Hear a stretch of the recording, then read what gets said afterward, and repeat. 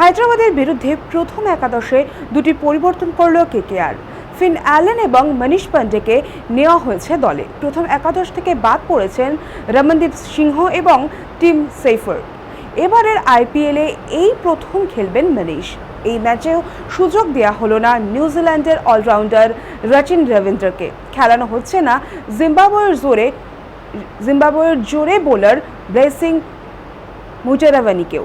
স্বাভাবিকভাবেই কেকেআর শিবিরের পরিকল্পনা নিয়ে প্রশ্ন থাকলো। এই ম্যাচেও খেলানো হলো না মাথিসা পাথিরানাকেও। প্রথম একাদশে দুটি পরিবর্তন করেছেন প্যাট কামিন্সেরাও। হর্ষ দুবে এবং নীতিশ রেড্ডির পরিবর্তে প্রথম একাদশে এসেছেন হর্ষল প্যাটেল এবং রবিচন্দ্রন সরণি।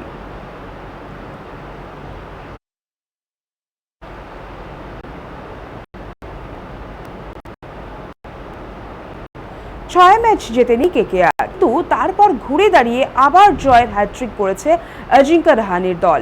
তারপর থেকেই নাইট ভক্তদের মনে প্লে অফ নিয়ে আশার আলো ফুটছে। রবিবার সানরাইজার্স হায়দ্রাবাদের বিরুদ্ধে সহজে জিতলেও পয়েন্ট টেবিলে কেকেআরের জায়গা অষ্টম স্থানে। 9টি ম্যাচের পর ঝুলিতে মাত্র 7 পয়েন্ট। নেট রান রেটেও রয়েছে নেগেটিভে। এখান থেকে প্লে অফ পর্যন্ত যাওয়াটা কেকেআরের পক্ষে খুব কঠিন। 2014 সালে টানা 7 ম্যাচ জিতে কেকেআর প্লে অফে উঠেছিল।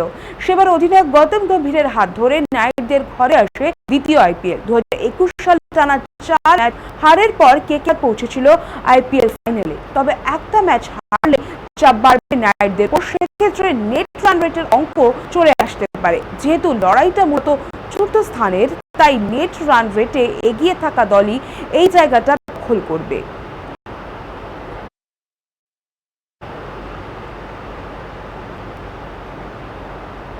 মুল্লানপুরে গত 19 এপ্রিল লখনৌ সুপার জায়ান্টসের মুখোমুখি হয়েছিল পাঞ্জাব কিংস। সেই ম্যাচে প্রিয়াংশের একটি ছক্কা গ্যালারিতে গিয়ে পড়েছিল।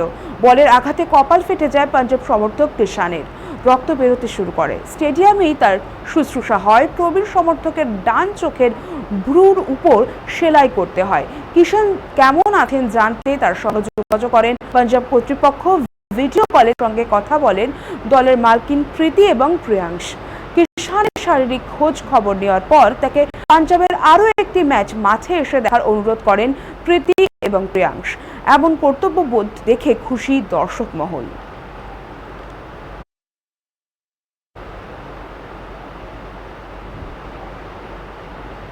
আইপিএল এর মাঝে বিক্রি হয়ে গেল রাজস্থান রয়্যালস। প্রথমবার আইপিএল জয়ী দলের মালিকানা কিনে নিলেন অনাবাসী ভারতীয় শিল্পপতি লক্ষ্মী মিত্তল। রোববার চুক্তির কথা সরকারিভাবে ঘোষণা করেছেন মিত্তল। রাজস্থানের মালিকানা মিত্তল পরিবার এককভাবে কেনেনি। একটি কনসর্টিয়াম তৈরি করে আইপিএল এর দলটির মালিকানা নিয়েছে ভারতীয় শিল্পগোষ্ঠী। সিংহভাগ অংশীদারিত্ব অবশ্য নিজেদের হাতে রেখেছে তারা। রাজস্থানের নতুন অংশীদারদের মধ্যে রয়েছেন সেরাম ইনস্টিটিউট অফ ইন্ডিয়ার কর্ণধার আদার পুনাওয়ালা এবং প্রাক্তন মালিক গোষ্ঠীর বৃহত্তম অংশীদার মনোজ বদালে। প্রায় 15,660 কোটি টাকায় রাজস্থানের মালিকানা হস্তান্তর হয়েছে।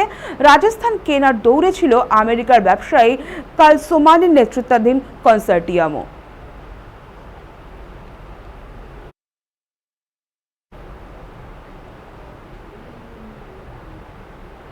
চেন্নাই সুপার কিংসের কাছে হেরে আইপিএল এর প্লে অফের দৌড় থেকে প্রায় ছিটকে গিয়েছে মুম্বাই ইন্ডিয়ান্স। যশপ্রীত বুমরাহ, সূর্যকুমার যাদব, তিলক ভার্মারা প্রত্যাশামতো পারফর্ম করতে পারছে না। শনিবারও খেলেননি রোহিত শর্মা। 9টি ম্যাচ খেলে হার্দিক পান্ডিয়ার দল জিতেছে 2টি। এমন পারফরমেন্সের পর জয়বর্ধনের দলের ক্রিকেটারদের পাশে দাঁড়িয়েছেন। সূর্যকুমার সম্পর্কে মুম্বাই কোচের বক্তব্য, তার মনে হয় না সূর্যকুমারের পারফরমেন্সে খামতি রয়েছে। পরপর ম্যাচে বড় রান করার ক্ষমতা রয়েছে ওর। তিলককেও কাঠগড়ায় দাঁড় করাতে রাজি নন জয়বর্ধন। তার মতে তিলক এখনও শিখছেন। বুমরাহ এবার চেনা ফর্মে নেই, উইকেট পাচ্ছেন না।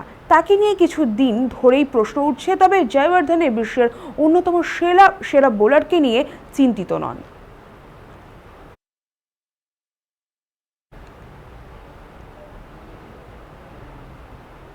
খেলা হবে এখনকার মতো এই পর্যন্তই। খেলার অন্য সমস্ত খবর পেতে চোখ রাখুন সময় কলকাতায়। সময় বলবে সময়ের কথা।